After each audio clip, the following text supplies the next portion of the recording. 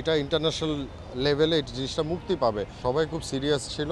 আমাদের দেশে technical problem, ভালো ছবি হয় না, এই প্রতিবন্ধকতাগুলো আগামীতে আর থাকছে না। পুরো গল্পটাই ধামাকা। ইন্টারন্যাশনাল রিলিজ হচ্ছে 22টা দেশে, বিভিন্ন ল্যাঙ্গুয়েজে। শুরু থেকে শেষ পর্যন্ত পুলিশের ইনভলভমেন্টটা আছেই।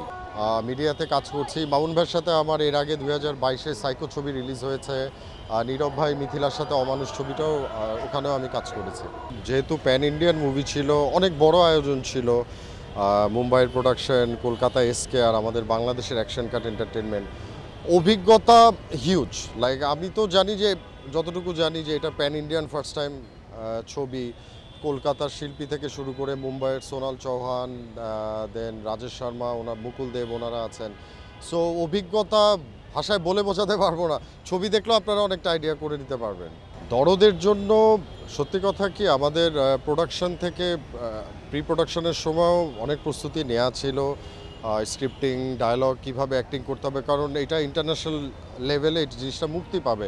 সো সবাই ডেডিকেটেড ছিল, শুধু আমি না, যারা বলবো সবাই খুব সিরিয়াস ছিল।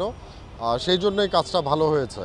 না, ইন্টারন্যাশনাল রিলিজের বিজনেসটা কিন্তু ওখানে, লাইক রাইট সেল করা, ওয়ার্ল্ড ওয়াইড যারা ডিস্ট্রিবিউটর আছেন তারা ছবিটা কেনে, গান বলেন। এই একটা কারণেই কিন্তু আমাদের অরণ্য মামুন ভাই এতদিন ফাইট দিয়ে মুভিটাকে ইন্টারন্যাশনাল রিলিজ দেওয়ার পর্যায়ে নিয়ে গিয়েছেন, যেটা সম্ভব হচ্ছে এখন। সো হোপফুলি আমাদের দেশে হল সংখ্যা কম, আমাদের দেশে টেকনিক্যাল প্রবলেম, ভালো ছবি হয় না, এই প্রতিবন্ধকতাগুলো আগামীতে আর থাকছে না দরদের পর থেকে ইনশাল্লাহ। ধামাকাতে বলবো যে পুরো গল্পটাই ধামাকা, প্লাস ছবিটা আসার আগে থেকেই সাকিবিয়ান সহ সাধারণ জনমানুষের মধ্যে অনেক আগ্রহ আছে। সো ওখান থেকে ধামাকা আমি বলবো আরও আগে থেকেই শুরু হয়ে গেছে। আর ছবিতে তো আমি তো বললাম যে মুম্বাই ইন্ডাস্ট্রি, কলকাতা, বাংলাদেশ ইন্ডাস্ট্রি মিলে সবাই কাজ করেছে। Compact film, tight film, romantic thriller জনরার গল্প, ধামাকা থাকবেই ইনশাল্লাহ। প্রত্যাশা অনেক। প্রথমত আমাদের mega star Shakib Khan, plus international release হচ্ছে 22টা দেশে, বিভিন্ন ল্যাঙ্গুয়েজে। প্রত্যাশা প্রত্যাশা আমি যেটা ফিল করি পূরণ হবে। বিশ্বব্যাপী মহলেই ছবিটা প্রশংসিত হবে, শিওর আমি। আসলে গল্পতে আমি অলরেডি, আপনারা হয়তো বা জানেন যে একটা পুলিশ চরিত্রে অভিনয় করছি।